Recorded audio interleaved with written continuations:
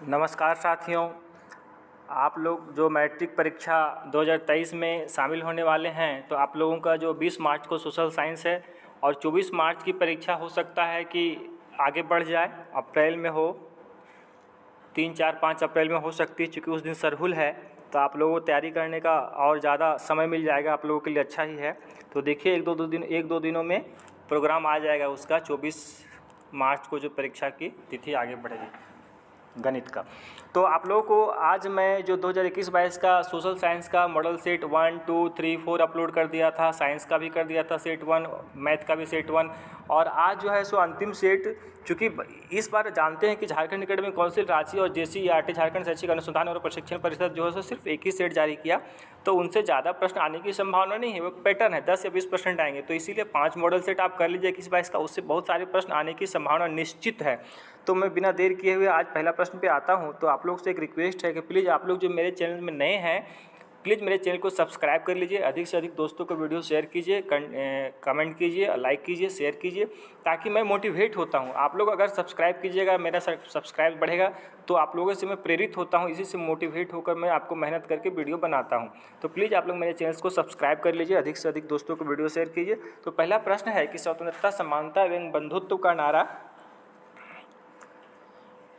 किस क्रांति के दिन है? तो ये इसका सही उत्तर हो जाएगा खा, फ्रांसीसी क्रांति। ठीक है दोस्तों। दूसरा है बिस्मार्क जर्मनी का प्रथम चांसलर कब बना? तो इसका 10 क्लास का पुस्तक में लिखा हुआ नहीं है, कुछ में एक दूसरा तीसरा सेट में उसमें ऑप्शन था 1860 ईस्वी में, और इसमें 1860 ऑप्शन नहीं, तो इसका का नंबर उत्तर होना चाहिए सही 1871 ईस्वी। तीसरा नंबर का प्रश्न है कि मनुष्य स्वतंत्र पैदा हुआ है किंतु वह सर्वत्र बंधनों में जकड़ा हुआ है, यह कथन किस दार्शनिक का है? इसमें इंग्लिश में लिखता है the man is born free but he is everywhere in chain. मतलब जन्म तो स्वतंत्र लिखता है लेकिन आने वाले अनेक बंधनों से जकड़ा हुआ रहता है। तो यह रूसो ने कहा था, राइट आंसर हो जाएगा गा। तीसरा है किसके कल्पना दर यूटोपिया में एक आदर्श समाज की कल्पना की गई है? तो ये फ्रेडरिक सारियो उत्तर होगा घा, सही उत्तर हो जाएगा घा। यंग इटली की स्थापना किसने की थी? तो ये प्रश्न देखिए बार बार दोहरा रहा है। यंग इटली की स्थापना जियुसेppe मैत्सनी ने की थी, यहाँ मैत्सनी सिर्फ है तो ये भी सही हो जाएगा खा। अब अगर पूछ दे कि यंग इटली की स्थापना किस शहर में हुई थी, तो मार्सेई में हुई थी। और एक और संगठन की स्थापना किया था मैत्सनी ने, यंग यूरोप का, उसका स्थापना बर्न में किया था। तो मैत्सनी का जन्म कब हुआ था? मैत्सनी का जन्म हुआ था 1807 में। कहाँ हुआ था? जेनेवा में। मैत्सनी का जन्म 1807 में जिनेवा में हुआ था। और यंग इटली की स्थापना वार्साई में की थी और यंग यूरोप की स्थापना बर्न में किया था। छठा नंबर है असहयोग आंदोलन की समाप्ति किस घटना से हुई? तो असहयोग आंदोलन की समाप्ति जो हुआ था वह चौरी चौरा हिंसात्मक घटना से हुआ था, जो कि यह गोरखपुर में है। और यह घटना घटी थी कब? 1922 ईस्वी को घटी थी। ठीक है दोस्तों। इस घटना के बाद गांधी जी ने असहयोग आंदोलन को वापस ले लिया, क्योंकि इनको लग रहा था कि अगर आंदोलन चलेगा तो लोग हिंसात्मक पूरी हिंसा में उतर जाएंगे, खून खराबा ज़्यादा बढ़ सकता है। इसके कारण गांधी जी की बहुत सारे नेताओं ने, सुभाष चंद्र बोस और नेताओं ने आलोचना भी की थी, और गांधी जी को इस घटना के बाद अंग्रेजों ने जेल में गिरफ्तार करके जेल में डाल दिया था। 7वां नंबर है कि भारत छोड़ो आंदोलन की शुरुआत कब हुई? तो भारत छोड़ो आंदोलन की शुरुआत 1942 में हुई थी, इसका सही उत्तर हो जाएगा गा। 8वां है गदर पार्टी की स्थापना किसने की थी? तो गदर पार्टी की स्थापना किया था लाला हरदयाल ने, इसका सही उत्तर हो जाएगा खा। 9वां है कि स्वदेशी आंदोलन की प्रेरणा से भारत माता की छवि को किसने चित्रित किया? तो स्वदेशी आंदोलन की प्रेरणा से भारत माता की छवि को रविंद्रनाथ टैगोर ने चित्रित किया था। देखिए इसमें 2 प्रश्न है, कन्फ्यूज मत होइएगा। अगर पूछेगा कि भारत माता की छवि सबसे पहली बार किसने बनाया, तो भारत माता की छवि सबसे पहली बार बंकिम चंद्र चट्टोपाध्याय ने बनाया था। लेकिन यहाँ प्रश्न है कि स्वदेशी आंदोलन की प्रेरणा से भारत माता की छवि किसने चित्रित किया? तो रविंद्रनाथ टैगोर ही होगा। 10वां नंबर का प्रश्न है खुदाई खिदमतगार की स्थापना किसने की थी? तो इसका उत्तर हो जाएगा गा, खान अब्दुल गफ्फार खान। 11 नंबर का है इनमें से कौन सा नवीकरणीय संसाधन नहीं है? तो इनमें से कोयला नवीकरणीय, जल संसाधन भी है नवीकरणीय संसाधन, पवन भी है, सौर ऊर्जा भी है। तो इसका सही उत्तर हो जाएगा घा, कोयला। कोयला एक बार अगर हम प्रयोग करते हैं तो दोबारा यह नहीं बनता है। 12 नंबर का प्रश्न है कि कितने किलोमीटर के बाद किसी देश का महासागरीय संसाधन पर अधिकार नहीं है, तो ये होता है 200 किलोमीटर। इसका सही उत्तर हो जाएगा गा। अब 13 नंबर है कि भारत के कुल क्षेत्रफल में कितना प्रतिशत क्षेत्र पठारी भाग का है। देखिए ये प्रश्न हमेशा पूछ रहा है कि भारत के कुल क्षेत्रफल का कितना प्रतिशत जो होगा पठारी का है, तो इसमें 27% क्या है, 27% जो है वह पठारी भाग है। अगर पूछता मैदान तो मैदान का हो जाएगा 43%। ये देखिए ये 43% है, ये मैदान में 43% और पर्वत जो है वह 30%। पर्वत कितना है 30%। तो यहाँ पूछा है कि पठारी, तो पठारी हो जाएगा 27%। इसमें एक घुमा के भी प्रश्न ऐसा पूछता है कि भारत के अधिकतम क्षेत्रों में खनिजों, जीवाश्म ईंधन और वनों का अपार संचय किस क्षेत्र में है, तो ये इसका सही उत्तर हो जाएगा पठारी क्षेत्र में ही। ठीक है दोस्तों। 14 है कि मृदा अपरदन का कौन कारण नहीं है। मृदा अपरदन का कौन कारण नहीं है,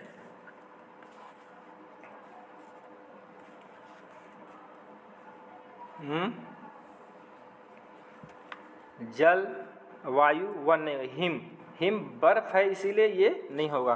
15 नंबर है कि भारत में उपलब्ध स्तनधारियों में से कितने प्रतिशत को लुप्त होने का खतरा है, तो ये हो जाएगा 20%। खा उत्तर।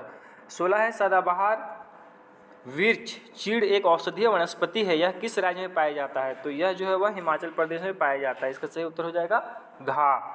अब 17 है, बहुत लंबा देखिए दिया हुआ है, पेड़ एक विशेष आसमित, दयालु और उदारपूर्ण जीवधारी है जो अपने सतत पोषण के लिए कोई मांग नहीं करता और दानशीलता पूर्वक अपने जीवन की क्रियाओं को भेंट करता है। यह सभी की रक्षा करता है और स्वयं पर कुल्हाड़ी चलाने वाले विनाशक को भी छाया प्रदान करता है। यह कथन किसका है, तो यह है गौतम बुद्ध का। ये 10वीं क्लास का NCERT का भूगोल का पुस्तक में दिया हुआ है। वन समाज जो है उसी चैप्टर में दिया हुआ, आप लोग देख लीजिएगा। 18 नंबर का प्रश्न है कि विश्व में कुल आयतन का लगभग कितना प्रतिशत भाग महासागरों में पाया जाता है, तो हम लोग जानते हैं कि ये 71% होगा, का उत्तर सही हो जाएगा। 19 नंबर का है कि बहुउद्देशीय परियोजनाओं का कौन सा लाभ है। बहुउद्देशीय परियोजनाओं का कौन सा लाभ है, बाढ़ पर भी नियंत्रण करता है, सिंचाई की भी सुविधा होता है, जल विद्युत उत्पादन भी होता है, तो सही उत्तर हो जाएगा घा, उपरोक्त सभी। 20वां है कि पश्चिमी राजस्थान में वर्षा जल संग्रहण की रीति किस कारण से कम हो रही है, तो इसलिए वहाँ कम हो रही है क्योंकि वहाँ पे सरकार ने इंदिरा गांधी नहर बना दी है जिससे कि 12 मास जल की सुविधा हो जाता है। इसीलिए वहाँ पे जो परंपरागत टांका बनाया जाता था राजस्थान में, वह धीरे धीरे उसमें कमी आ रहा। अब 21 नंबर का प्रश्न देखिए, ये है अर्थशास्त्र इकोनॉमिक्स से। 21 नंबर का प्रश्न है कि किसी देश की राष्ट्रीय आय को उसकी कुल जनसंख्या से भाग देने पर निम्नलिखित में से क्या होगा, तो प्रति व्यक्ति आय है जिसको हम लोग औसत आय भी कहते हैं। इसका सही उत्तर हो जाएगा का। अब 22 का है कि एक अमीर परिवार की लड़की के लिए विकासात्मक लक्ष्य क्या हो सकता है, अधिक दिनों तक काम मिले, नहीं, वो तो अमीर है, उसको काम से क्या मतलब है, उसके भाई को जितनी स्वतंत्रता मिलती है उतनी स्वतंत्रता उसे भी मिले, यही सही उत्तर हो जाएगा। 22 का सही उत्तर खा हो जाएगा।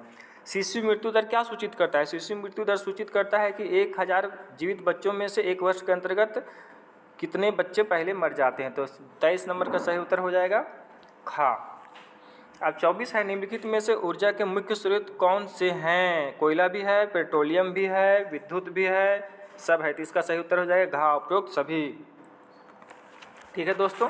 अब 25 नंबर का प्रश्न है, निम्नलिखित में से कौन सी आर्थिक गतिविधियां तृतीय क्षेत्र में नहीं आती है, तो तृतीय क्षेत्र को हम लोग क्या कहते हैं, सेवा क्षेत्र भी करते हैं, तो इसमें क्या हो जाएगा, बैंकिंग आएगा, अध्यापन भी आएगा, किसी कॉल सेंटर में काम करना वो भी सेवा दे रही है, तो इसका सही उत्तर हो जाएगा खा, मधुमक्खी पालन।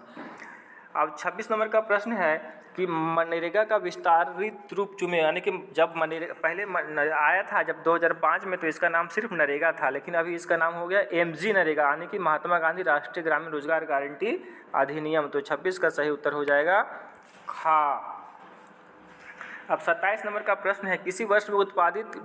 के कुल मूल्य को सकल घरेलू उत्पाद कहा जाता है। सकल घरेलू उत्पाद हमको किसको कहते हैं, किसी एक वर्ष के अंतर्गत किसी देश की सीमा अंतिम सेवाओं एवं वस्तुओं के कुल योग को सकल घरेलू उत्पाद कहते हैं, तो इसका सही उत्तर हो जाएगा खा, सभी अंतिम वस्तुओं और सेवाओं का मूल्य को सकल घरेलू उत्पाद कहा जाता है। अब 28 नंबर का प्रश्न है, सलमा एक सरकारी अस्पताल में नर्स का कार्य करती है, सलमा किस क्षेत्र की गतिविधि में संलग्न है, तो ये सरकारी यानी संगठित क्षेत्र हो जाएगा। 28 का सही उत्तर हो जाएगा घा।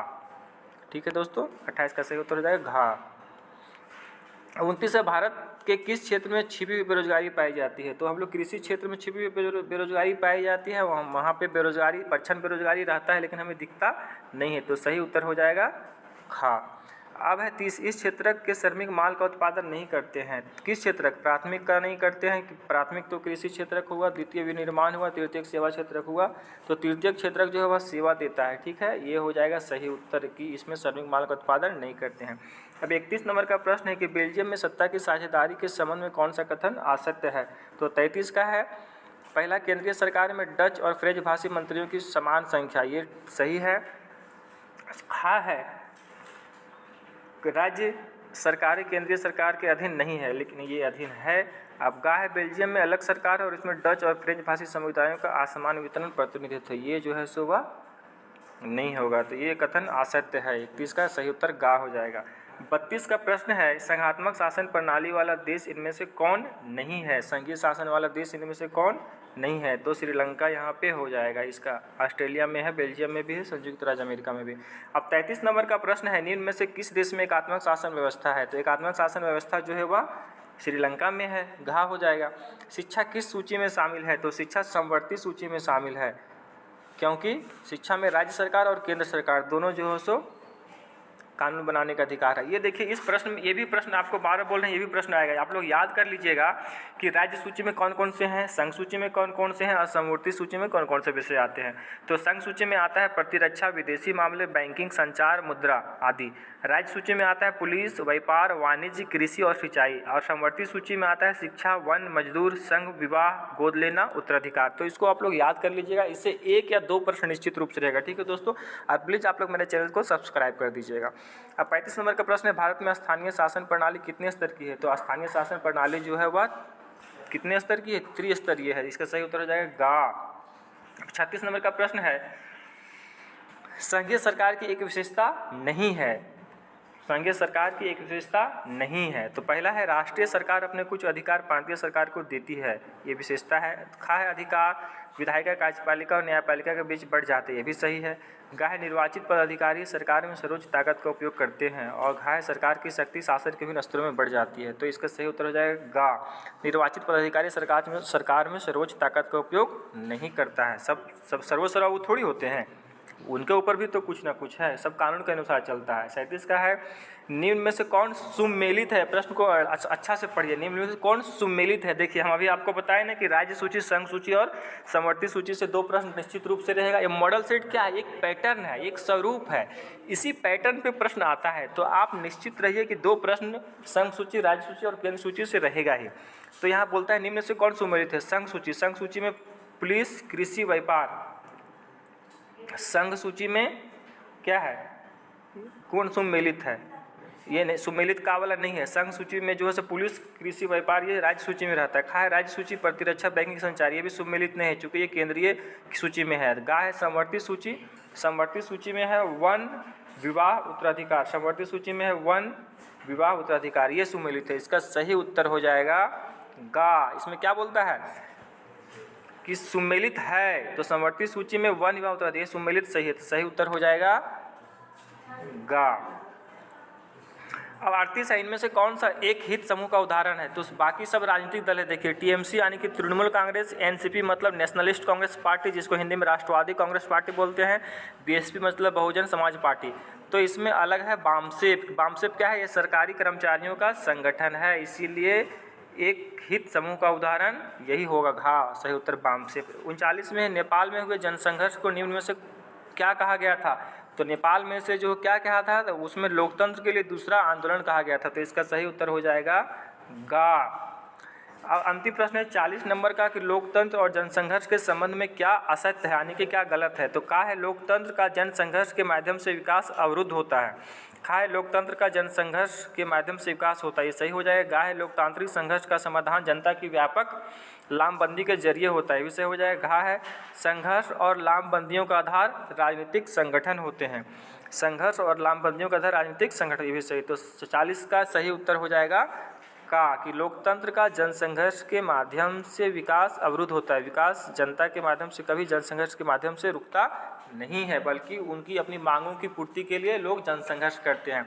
तो ठीक है दोस्तों, ये अंतिम मॉडल सेट था 2021-22 का 5 मॉडल सेट। लेकिन मैं अभी सोशल साइंस की और भी इम्पोर्टेंट क्वेश्चंस आपको यूट्यूब पे अपलोड करूँगा। जैसे एक बार 40 क्वेश्चन अपलोड किया था, जो भी इम्पोर्टेंट है सब्जेक्टिव भी और ऑब्जेक्टिव भी अपलोड करूँगा। चूँकि 20 मार्च में ज़्यादा समय नहीं है, इसलिए आप लोग एकाग्र होकर पढ़ाई करें। आपकी परीक्षा में तो समय मिल जाएगा, क्योंकि आपकी जो 24 मार्च की परीक्षा होने वाली है मैथ की, वो निश्चित रूप से आगे बढ़ने की संभावना है, क्योंकि उस दिन सरहुल का त्यौहार है, झारखंड का प्रमुख त्यौहार है। और शिक्षा मंत्री, माननीय शिक्षा मंत्री भी ने झारखंड का कहा है कि परीक्षा उस दिन बदल दिया जाएगा।